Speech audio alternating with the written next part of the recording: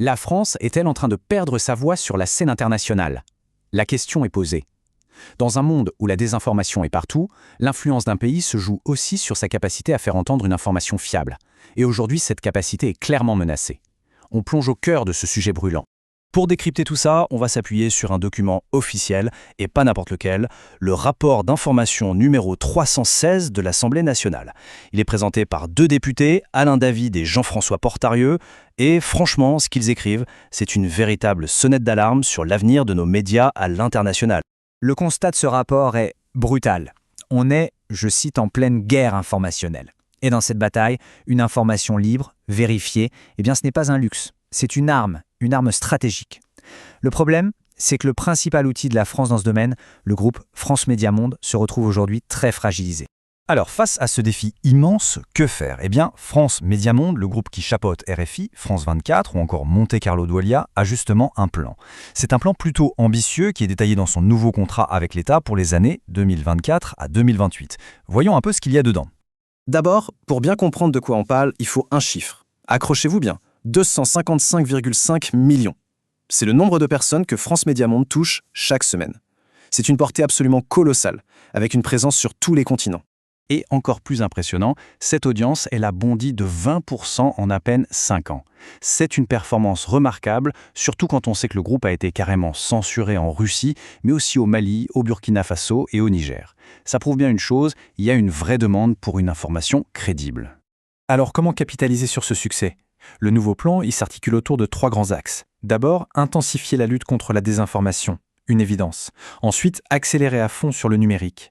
Et enfin, un point vraiment crucial, créer des pôles de production locaux, ce qu'ils appellent des hubs. L'idée derrière ces hubs, elle est simple. Pour être pertinent, il faut être proche des gens. Le plan prévoit donc de renforcer la présence sur le terrain. Par exemple à Dakar, pour l'Afrique francophone et les langues locales. À Beyrouth, pour le monde arabophone. Ou encore à Bucarest, pour consolider le pôle d'Europe de l'Est, qui produit déjà du contenu en ukrainien. Un plan ambitieux, une audience qui grimpe, une stratégie claire, on pourrait se dire que tout va pour le mieux. Sauf que, voilà, c'est là que le rapport parlementaire met un gros « mais ». France Médias Monde est un géant, oui, mais un géant au pied d'argile. Et sa plus grande faiblesse, elle vient de son financement. Regardons les chiffres, ça parle tout seul. France Médias Monde, c'est un budget d'environ 275 millions d'euros. En face, ses concurrents directs en Europe, comme la Deutsche Welle en Allemagne ou le BBC World Service au Royaume-Uni, ils dépassent tous les deux les 400 millions. L'écart est juste énorme, on ne se bat pas avec les mêmes armes. Et c'est ça qui amène les députés à écrire cette phrase, qui est assez forte. On ne saurait se satisfaire d'une information internationale française à bas coût. En clair, ça veut dire qu'on ne peut pas prétendre à une grande influence mondiale en faisant de l'info au rabais. Le risque, c'est de se faire complètement distancer. Mais le problème, ce n'est pas seulement le montant du budget. C'est sa nature même.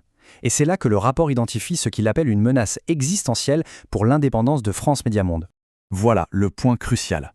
Jusqu'à maintenant, le financement était stable et plus ou moins indépendant. Mais le gouvernement pourrait changer les règles et décider directement du budget chaque année. Et ça, ce serait une catastrophe. Pourquoi? Parce qu'à l'international, France Médias Monde serait tout de suite vu comme un média d'État, un simple outil de propagande. Et là, c'est toute sa crédibilité qui s'effondrerait d'un coup. Au-delà de ce risque sur l'indépendance, la menace est aussi très concrète et immédiate. Le rapport alerte qu'il pourrait manquer jusqu'à 10 millions d'euros dès 2025 pour simplement appliquer le plan qui a pourtant été promis par l'État. 10 millions d'euros en moins, les conséquences seraient simples et brutales. Le rapport parle de geler des investissements, de réduire des activités et même de licenciements. Autrement dit, on risquerait de démanteler cet outil stratégique au moment précis où on en a le plus besoin. C'est un peu le monde à l'envers. On arrive donc à un moment de vérité. Ce que ce rapport met en lumière, c'est un paradoxe assez dingue. D'un côté, on a une stratégie claire et nécessaire pour l'influence française. De l'autre, des moyens tellement incertains que tout l'édifice est hyper fragile. Pour résumer, le plan de France Médias Monde est le bon, mais un bon plan sans un financement stable qui garantisse son indépendance et sa crédibilité, il est voué à l'échec. L'alerte des parlementaires est donc très claire. Sans un soutien politique et financier fort, toute cette stratégie risque de s'effondrer comme un château de cartes. Au fond, la question que pose ce rapport est finalement assez simple. Quel prix la France est-elle prête à payer pour faire entendre sa voix et pour défendre un modèle d'information libre dans le monde? L'avenir de son influence se joue peut-être maintenant. Si ce décryptage de documents officiels vous a intéressé, le meilleur moyen de nous soutenir et de ne rien rater, c'est de vous abonner à la chaîne Rapports en clair. Et n'oubliez pas d'activer la petite cloche pour être prévenu de nos prochaines analyses. Merci et à très bientôt.